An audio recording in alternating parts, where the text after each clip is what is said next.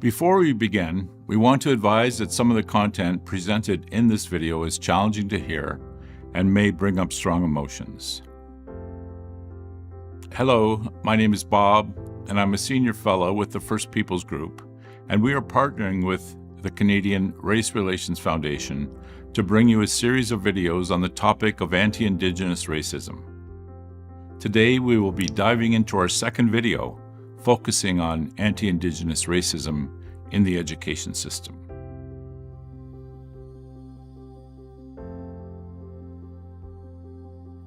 During this video, you will review the definition of anti-Indigenous racism, describe the mantra of the Indian residential school system and how it positions Indigenous people as inferior, explain how the history of the Indian residential school system continues to affect communities through intergenerational trauma.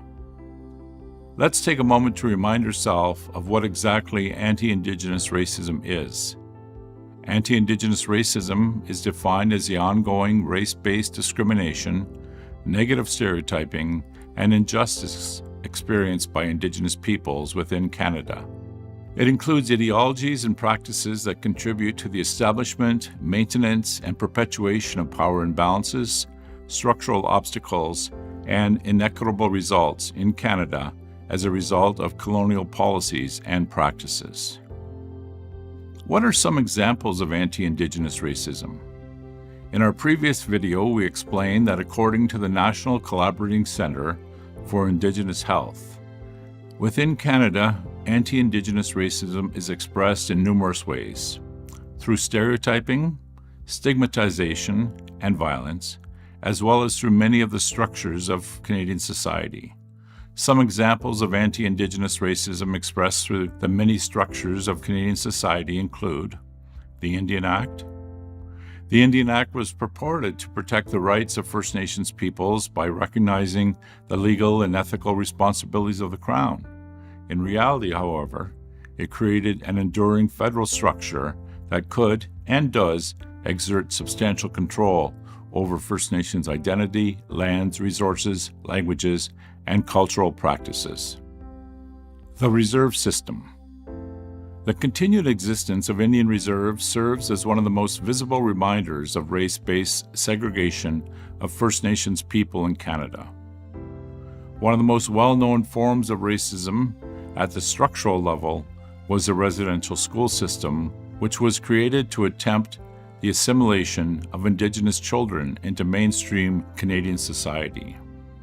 Appearing on the screen is the Mohawk Institute, one of the 139 residential schools that operated in Canada between 1831 and 1996. These schools remained open for over 160 years. Over 150,000 First Nations, Métis, and Inuit children were taken from their homes and families and sent to residential and day schools to serve the government's agenda of assimilating Indigenous peoples into the broader Canadian society. Assimilation is a process by which an individual or minority group loses its original culture when absorbed into another culture. Residential schools in Canada were a key part of the Canadian government's act of genocide on Indigenous peoples. While at these schools, children were separated from their families, their culture, and their language. Numerous children suffered abuse. Many never returned home. Throughout the past 2 years, many First Nations have discovered children in unmarked graves at the former residential schools. As more First Nations begin to survey the sites of former residential schools, it is expected that more remains will be found. Today, the ongoing intergenerational effect of residential schools that can be felt across Indigenous communities in Canada includes drug and alcohol addictions. Let's take a closer look at the history and legacy of Canada's Indian residential school system. The origins of the residential school system date back to the early 1600s, well before Confederation. Run by Catholic missionaries, these schools had a hard time attracting Indigenous students, whose parents and communities were hesitant to send their children. Many of the Indigenous children who did attend quickly fled for home. It wasn't until after the War of 1812 that residential schools became a priority for government. Suddenly, strong sovereign Indigenous nations were no longer seen as strategic military allies, but rather as an obstacle to building a new nation. The British saw assimilation as the key to fixing this Indian problem, and they both reopened and established new boarding schools for Indigenous children. The view of the British and then Canadian governments can be summed up by Duncan Campbell Scott, Canada's Deputy Superintendent General of Indian Affairs. I want to get rid of the Indian problem. Our object is to continue until there is not a single Indian in Canada that has not been absorbed into the body politic. Duncan Campbell Scott, Deputy Superintendent of Indian Affairs, 1920. Simply put, from the 1800s onward, the agenda of the government was to assimilate Indigenous peoples and eradicate Indigenous cultures. Residential schools would be their tool to, quote, kill the Indian in the child. Starting in 1883, Prime Minister John A. Macdonald began to take action to speed up the process of assimilation through residential schools. Three important developments would follow. First, residential schools were built far away from children's home communities, preventing interaction with their families, language, and culture. Second, in 1892, the government entered into a legal agreement with the Roman Catholic Church and other church bodies to run Indian residential schools. The church's lack of understanding and respect for Indigenous cultures and poor government oversight would lead to a culture of abuse. Third, in 1920, under the Indian Act, the government made it mandatory for Indigenous children aged 7 to 16 years of age to attend residential schools, and illegal for them to attend any other educational institution. Parents who refused to send their children were prosecuted with fines and even imprisonment. While at residential school, Indigenous children lived in fear and isolation.